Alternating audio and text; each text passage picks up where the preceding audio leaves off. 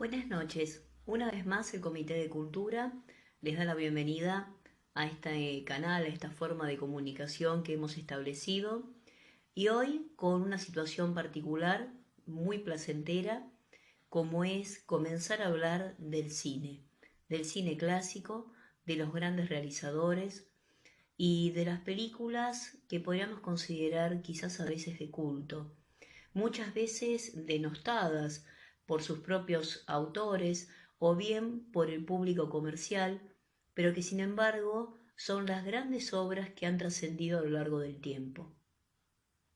Hoy vamos a hablar de The Stranger y no voy a hablar solo yo, Mariana Fábrega quien les habla, sino que vamos a contar con la presencia virtual de la señorita Belén Locarnini, estudiante de cine, que nos va a permitir adentrarnos desde su particular análisis y visión especializada en un diálogo entre la perspectiva histórica y la cuestión cinematográfica, desde el lenguaje de las ciencias historiográficas y las fuentes, hasta llegar también al análisis de el producto cultural, que es en sí una película, y de lo que debe ser el cine como manifestación de una época y no solo como producto comercial.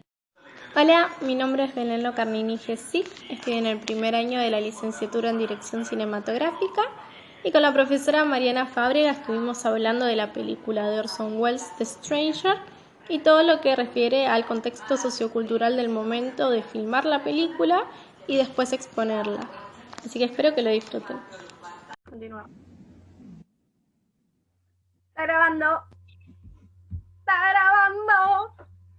Muy bien, estamos grabando en Zoom nuestra reunión, charlando acerca de la importancia del cine clásico y el aporte que hizo Orson Welles, por ejemplo, en la película The Stranger, una película imperdible para los amantes del cine y una película con un alto contenido también histórico, una visión bastante interesante y crítica de lo que significa después de la guerra, de la finalización de la Segunda Guerra Mundial, la reinserción de tantos protagonistas y tantos soldados que estuvieron en el frente y en acciones muchas veces reñidas con la defensa de los derechos humanos, porque sabemos muy bien que se vivió una etapa realmente cruel respecto a los derechos humanos, mejor dicho, a la violación de los mismos, y el ejército alemán, a través de ciertas figuras, tuvo un grado de responsabilidad importante, como también lo tuvieron soldados de otras fuerzas y dirigentes políticos de otros países, pero el tema del holocausto queda como uno de los aspectos claves de la Segunda Guerra Mundial y la película de Stranger justamente trata sobre ese aspecto, sobre la vida después de la guerra y muy particular porque está situada en Estados Unidos, ¿no es cierto? Sí, es una película que se estrenó en 1946, dirigida y actuada por Orson Welles, que como se sabe tuvo un importante papel y rol en lo que es en los Estados Unidos con respecto a la guerra. Todo desde It's All True, cuando lo mandan acá a Sudamérica para hacer las paces y que no haya un conflicto entre continentes, tanto después mostrando ahora como en el extraño todo lo que fue la participación de las personas en los campos de concentración y cómo fue la posguerra justamente. También se muestra mucho el arrepentimiento y la transformación del personaje a medida que avanza la película y cómo se va descubriendo ciertas cosas, te da un quiebre de personaje bastante importante. ¿Vos qué opinás? Bien, o sea que no es nada fácil para una persona que estuvo comprometida en la línea de mandos a ejercer determinadas situaciones, repensarse, imaginarse fuera del escenario bélico, imaginarse fuera de la guerra, cómo será su vida. Una persona entonces que logra dejar su Alemania, su Europa natal, para ir a vivir a Estados Unidos y enfrentarse ahí justamente en el campo de vida cotidiana del aparente enemigo anterior durante la guerra, desarrollar una nueva vida justamente allí, ¿no es cierto? Sí, aparte, ¿cómo planeó ir y con qué tipo de gente se quería rodear para evitar que justamente lo busquen? Primero, antes de viajar, hizo desaparecer toda la documentación, todo lo que estaba relacionado con él, y después se va a un lugar donde hay prestigio, un pueblo, pero se casa con la hija de un juez prestigioso para también decir, bueno, ¿por qué una persona que está huyendo vendría a este lugar y estaría con personas que son importantes para el pueblo? Pero bueno, con la llegada de otro personaje que guía a un policía, se desmorona todo esto.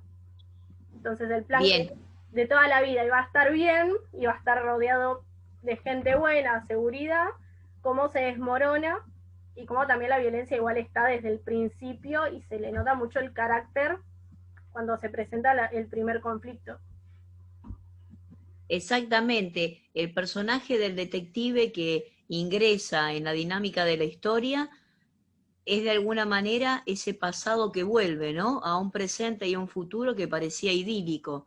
Pero por otro lado, también muy interesante comenzar a ver, ya más allá del macrocontexto de la guerra, de la inserción posterior, de la huida de jefes nazis hacia América, y ya en este caso no América Latina, sino justamente Estados Unidos, según la trama de esta película, lo interesante es empezar a ver la naturaleza del carácter de los personajes, la violencia que está presente, de alguna manera esa carga de ejercicio del poder y del mando, que no deja de estar presente en el personaje que interpreta magistralmente Orson Welles, ¿no es cierto? Pero además también muy interesante cómo están marcados los roles de lo masculino y de lo femenino, ¿no? La interacción con su novia, flamante esposa, es los diálogos acerca de la confianza y cómo se interpreta todo es realmente muy significativo. No sé qué opinas vos, Belén. Sí, igual lo que tienen los personajes de Orson Welles es que hay un vínculo siempre con las mujeres, con las que serían sus novias, sus amantes o sus esposas, que es muy contradictorio, porque como las ama, se los dice, pero hay mucha violencia y mucha manipulación. Porque, por ejemplo, Ujú. haciendo un spoiler en una parte al final de la película, le echa la culpa a la esposa de algo que primero ella no tenía ni idea que iba a pasar y segundo la manipula como no es mi culpa, es tu culpa por haber hecho esto. Y es como, si lo mirás desde afuera, objetivamente, no, esa persona no tiene la culpa, la tiene el personaje de Orson Welles. Entonces, también cómo la chica reacciona y bueno, las negaciones que va teniendo y la lucha interna por terminar de decidir si confiar ciegamente o hacerle caso a su inconsciente y decir, bueno, esta es la realidad, vamos a aceptarla. Justamente, ¿no es cierto?, en los roles del hombre y de la mujer tan tipificados, no solamente vemos el carácter de cada uno, la tipificación de los roles de lo masculino y de lo femenino, sino también creo que vemos una gran metáfora acerca de la confianza ciega, las creencias, o sea, una gran metáfora acerca de hasta qué punto se puede lograr una reinserción, hasta qué punto se puede vivir en libertad luego de haber vivido bajo la opresión, hasta qué punto se puede ejercer la responsabilidad de ser un buen ciudadano, de intentar ser un ciudadano ejemplar, incluso, como bien vos lo planteás, cuando comenzabas a contar el argumento.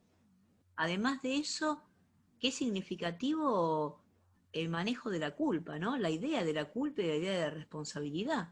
Justamente era una persona que tuvo en sus manos eh, el destino aparentemente de tantas vidas humanas, cómo se vuelve a enfrentar al dilema de la vida, ¿no? A lo largo de la película.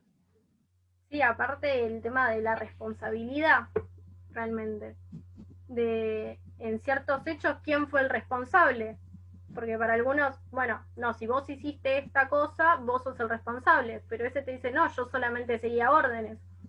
Porque también el chantaje psicológico y la manipulación tal vez de una persona ir en contra de su moral y hacer lo que considera que está mal por protegerse a sí mismo o proteger a los que lo rodean. Entonces también el carácter que el personaje tiene ante los hechos, como él los ve y como lo ve el policía. Muy bien, y el rol también que tiene ese antiguo lugarteniente, ¿no es cierto?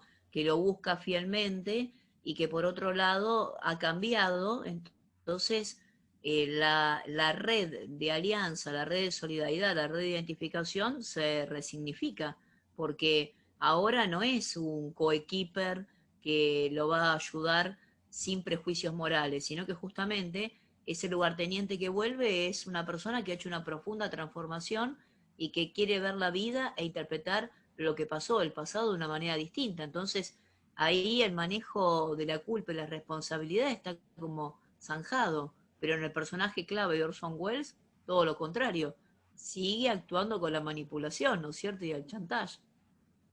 Sí, igual también este primer personaje que aparece y que tiene como consecuencia la llegada también de el oficial, es como, tiene un cambio porque te lo dice, pero cuando te lo dice, vos después comparás con el accionar que tiene y no coinciden, porque dice que es una persona religiosa, que cambió, que le debe a Dios, que quiere perdonar, que lo perdonen de sus pecados, pero acciona como accionaría en el pasado. Entonces no tiene esa coherencia entre lo que dice y lo que está haciendo realmente.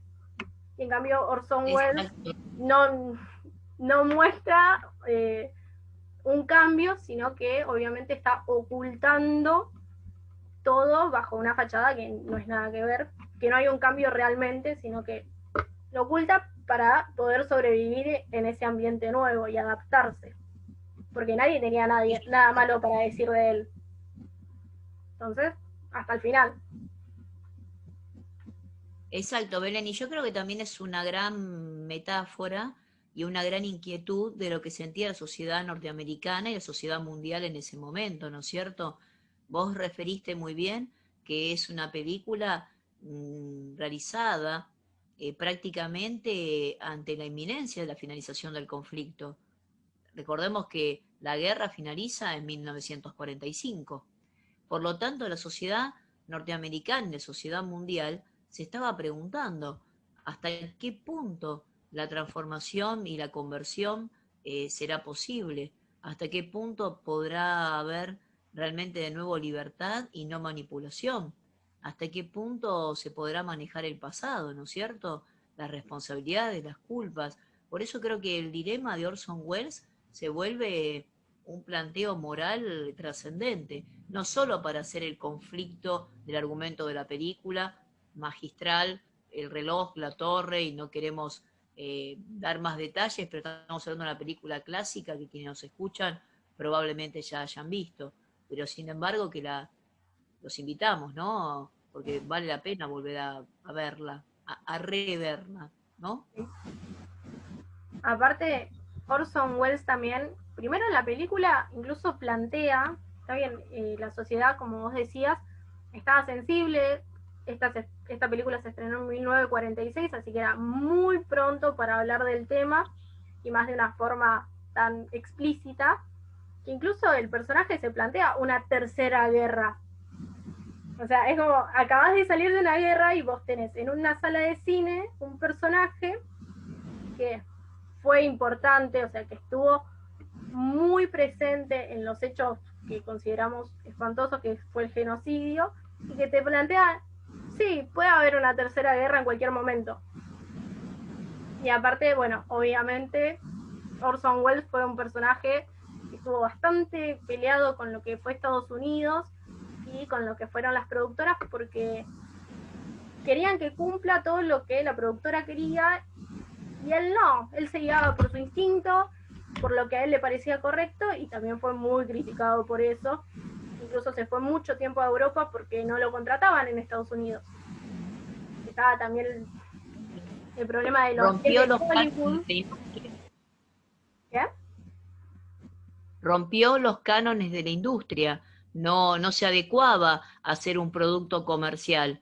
En su carácter de documentalista y en su carácter de realizador, consideraba que su mensaje debía ser más trascendente que simplemente realizar un producto cinematográfico de mercado para hacer un éxito de taquilla. Claro.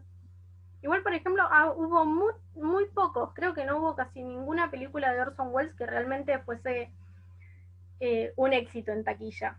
Desde Citizen Kane, que fue sumamente saboteada, porque bueno, se basaba en una persona que en esa época, como lo ven en la película, era dueña de muchos medios de comunicación, evitó a toda costa que salga la película, no lo logró, pero no tuvo tanto impacto. Y bueno, después también en Estados Unidos, justamente en esta época, estaba el tema de negar trabajo a guionistas, directores, productores, actores que estuviesen relacionados con el comunismo.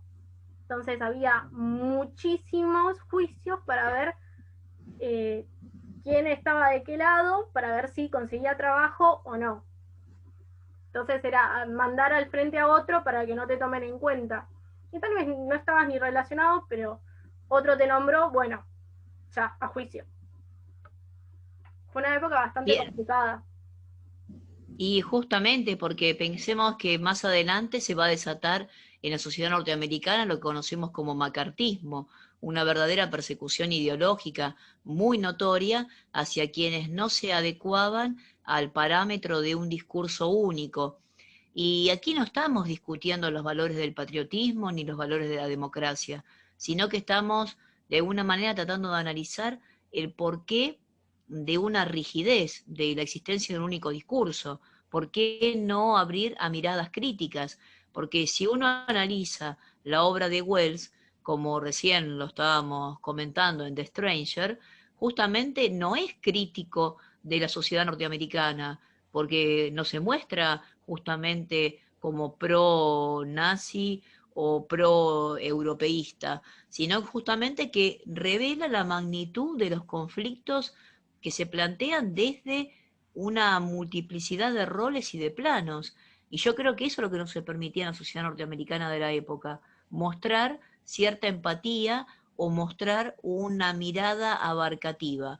Fuimos los vencedores, debemos mostrar solo el éxito y debemos exaltar solo los héroes. Y eso creo que también fue una prédica muy fuerte, quizás necesaria para una sociedad que venía de 6 años de guerra, mejor dicho, un poquito menos, porque Estados Unidos empezó en el 41, ¿no?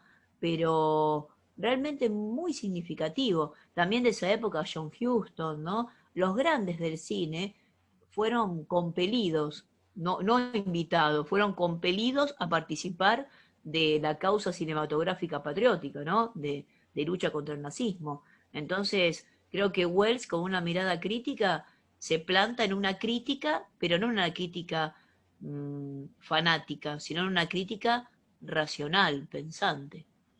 Sí, realmente sí. Aparte, bueno, Orson Welles siempre fue muy de ir en contra de todo, así que no era mucha sorpresa ver películas. Ahora que conocemos más de la historia con mucha distancia y ya analizás todas las obras de forma más objetiva y obviamente teniendo en cuenta el bagaje cultural que tenía él y también la edad que tenía, cómo comenzó, fueron un, ¿cómo se dice? Un prodigio, ahí está. A los 16 años ya estaba en una empresa muy importante teatral en Irlanda, si no me equivoco. Eso estoy en duda, así que lo dejo entre paréntesis. Y después de lo que fue la empresa Mercury, el Teatro Mercury, lo que fue la Guerra de los Mundos a nivel de radioteatro, que fue el único director que con 20 y pico de años lo llamaron de Hollywood y le dijeron, te doy un contrato, haz lo que vos quieras, con este presupuesto obviamente, haz lo que vos quieras. Y ahí salió Citizen Kane, que fue la película más pura que tuvo él, que fue, bueno, dirigida, obviamente estuvo mucho en lo que fue la postproducción, lo que era el montaje, innovación en todo lo que era los enfoques, lo que era también la profundidad de planos, la iluminación, como no tenían muchas cosas, no tenían presupuesto, cómo la iluminación jugaba a favor de él, obviamente también aplicando mucho escenografía teatral porque era de donde venía. Entonces, Justamente. todo eso nos llevó a ser a alguien que ahora admiramos y que decimos, mirá, buenísimo lo que hizo, pero para la época él incluso tuvo que trabajar muchísimo para producir películas suyas. Y creo que es de alguna manera una constante, ¿no es cierto? Quien es un prodigio, quien es una persona creativa, quien rompe los moldes de su generación, vive en la cotidianeidad el impacto de lo que genera, ¿no es cierto? La dureza de tener que enfrentar un poder constituido, sea en el mundo de la ciencia, en el mundo del cine, en la producción teatral, en la política de los medios de comunicación, plantear verdades o plantear situaciones que no son las habituales, o sea, la transgresión, la creación, el horizonte de ir más allá, siempre es un desafío. Y el desafío cuesta, pero sin embargo, es esa misma lucha y ese mismo desafío lo que permite emerger a los grandes creadores. Sin dudas, Belén, un placer disfrutar este ratito de charla con vos y despuntar nuestro vicio por el cine, ¿Sí? nuestro amor por el séptimo arte y nuestra mirada mm, entre crítica e introductoria de este gran personaje que es Orson Welles. Bueno, desde el Comité de Cultura del Club de Leones te queremos agradecer tu participación, una gran amiga y esperemos que seas una eximia colaboradora de aquí del grupo. Gracias, gracias a vos, Marian, por siempre tenerme en cuenta.